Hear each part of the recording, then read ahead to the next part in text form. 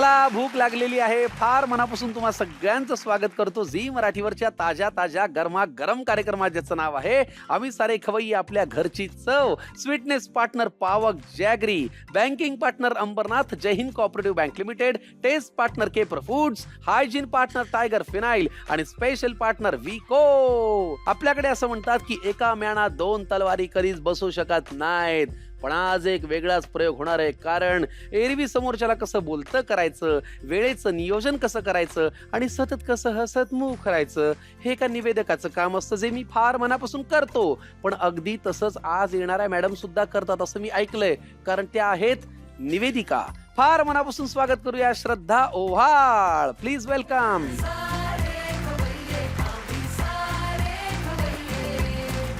नमस्कार श्रद्धाजी, फार मनापासून स्वागत आहे. थँक्यू. तुम्ही अँकर आहात, येस निवेदिका आहात. येस. हे प्रशिक्षण घेतलंय का उपजत टॅलेंट आहे? उपजत आहे. अरे वा, तुमचं आणि आमचं सेमच आहे. म्हणजे आम्ही कधी अँकरिंगचं प्रशिक्षण नाही घेतलं गड्या. आणि तुमच्याकडे बघून तर आणखीनच मला बूस्ट मिळतो. श्रद्धाजी, कुठे राहता आपण? देहू मध्ये. फार छान. कोण कोण असतं घरी श्रद्धा मॅडम? आमची जॉईंट फॅमिली आहे. घरामध्ये मी, माझा मिस्टर, माझा 15 महिन्याचा मुलगा आहे आणि माझे 2 दीर आहेत आणि 2 जाऊबाई आहेत. अरे वा, जाऊबाई जोरात. मग तुम्ही मधल्या, मोठ्या का धाकट्या? सर्वात मोठी. वा वा वा. अजून काय काय तुमच्या आवडी आहेत?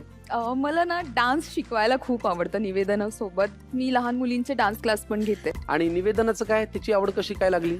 मी ज्या एरियामध्ये राहायचे तर त्या एरियामध्ये असे छोटे मोठे कार्यक्रम व्हायचे, धार्मिक असो सांस्कृतिक असो.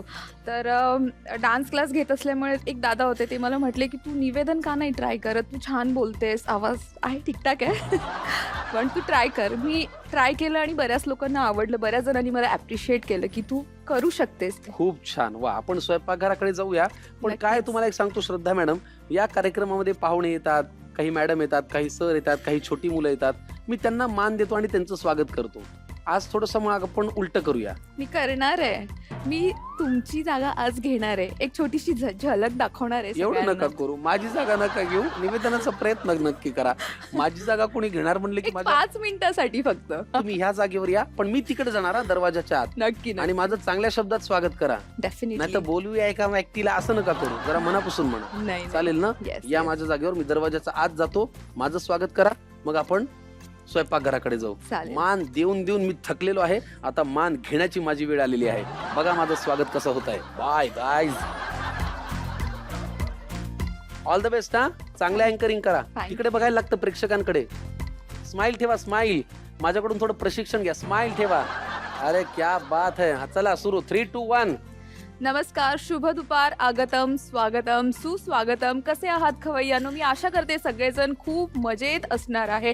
आणि आज या शो मध्ये आपल्या समोर एक प्रतिभावंत कलाकार, उत्तम कलाकार आणि प्रतिभावंत कवी येणार आहेत. बघायचंय कोणे? Let's go. स्वागत करूया जोरदार संकर्षण कराडे यांचं. अरे क्या बात है. नमस्कार नमस्कार नमस्कार.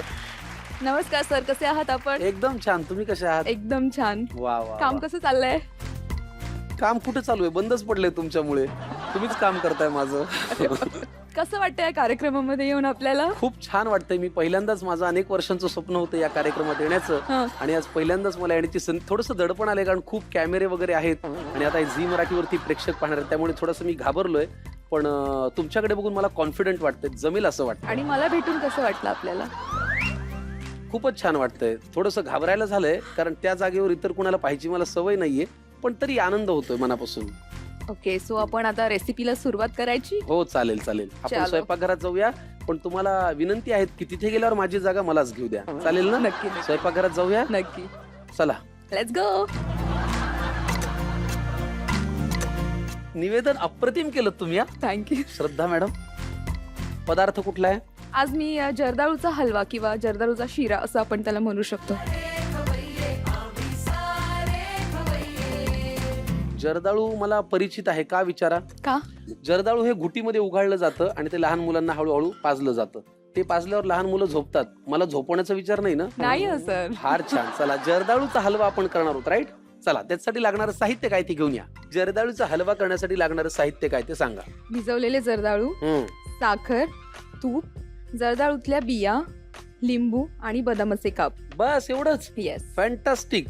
जर्दाळूच्या आतमध्ये एक मोठी गोलाकार बी असते जे कव्हर टणक असतं, ते तुम्हाला फोडावं लागतं आणि त्याच्या आत हे बदामासारखं बी निघतं. बरोबर? येस, बरोबर. परफेक्ट. आता हे यांचा टंबपणा पाहता हे मला वाटतं एक 3-4 तास तरी भिजवले. 7 ते 8 तास भिजवलेले. हा, कारण जर्दाळू एवढं फुगीर नसतं, हे म्हणजे झालेलं आहे. ठीक आहे, काय करायचं पहिल्यांदा? सगळ्यात आधी एक कढई घ्यायची आहे, गॅसवर आपण ठेवूयात. लगेच गॅस लावायचा. येस. चला. येस. याच्यानंतर आपण हे जर्दाळू जे आहे ते टाकायचं याच्यामध्ये. लगेच घ्या, टाका.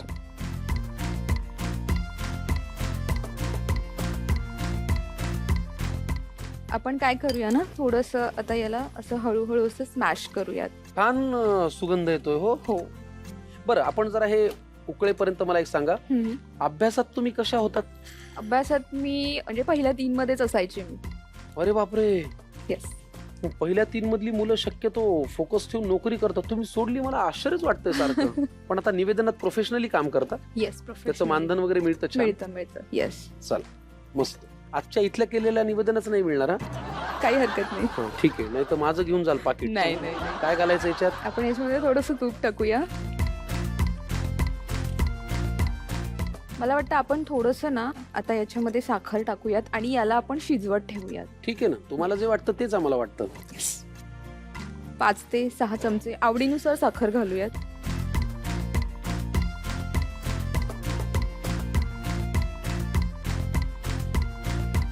आता ही साखर विरघळेपर्यंत सांगा. हं. मग माहेरी तर तुम्ही स्वयंपाक पाण्याला हातच नव्हता लावला, Yes. इकडे सासूबाई आहेत, हं. मग कधी काय श्रद्धा असं झालं नाही? ऍक्च्युली काय झालं, मी तुम्हाला एक किस्सा सांगते. सांगा. लग्नानंतर पहिल्यांदाच स्वयंपाक करण्याचा योग आला आणि म्हटलं अरे बापरे, एवढे सगळे लोक आहेत, असं कसं करायचं. मग म्हटलं की पनीरची भाजी बनवूयात. पनीरची भाजी. हा. आणि कसं बसं केलं. मग त्यांना कळालं की बाबा फारशी फ्लुएंट नाहीये. मग नंतर आमच्या सासूबाईंचं माझं असं ठरलं की मी घरातली इतर कामं करणार आणि त्या स्वयंपाक करणार. म्हणजे मी झाडू, पोछा किंवा इतर छोट्या मोठ्या कपड्यांच्या घड्या घालणे, कपड्यांचं डील झालं. हा. येस, बरोबर. बरं, हे मीच करायचंय का? करते ना मी. हा, घ्या मला ना. काय वाटतं ना सर, आपण इथे ना एक झाकण ठेवूया आणि थोडस रेस्टला देऊया. बर, किती वेळ ठेवायचं झाकण? एक 5 मिनिटं. बरं, ठीक आहे. आणि मग पुढे? पुढे याच्यानंतर आपण बदामाचे काप आणि लिंबाचा रस अर्धा चमचा तो टाकायचा बर. आणि स्मॅश करून घ्यायचं. कुस्करायचंय? हा. मग तुम्हाला ते आपण पावभाजीला वापरतो ते लागत असेल? येस. बर, याला छान वाफ आलीये. येस, आपण याला स्मॅशरने आता स्मॅश करून बरं, घेऊया. मी तुम्हाला देतो जरा.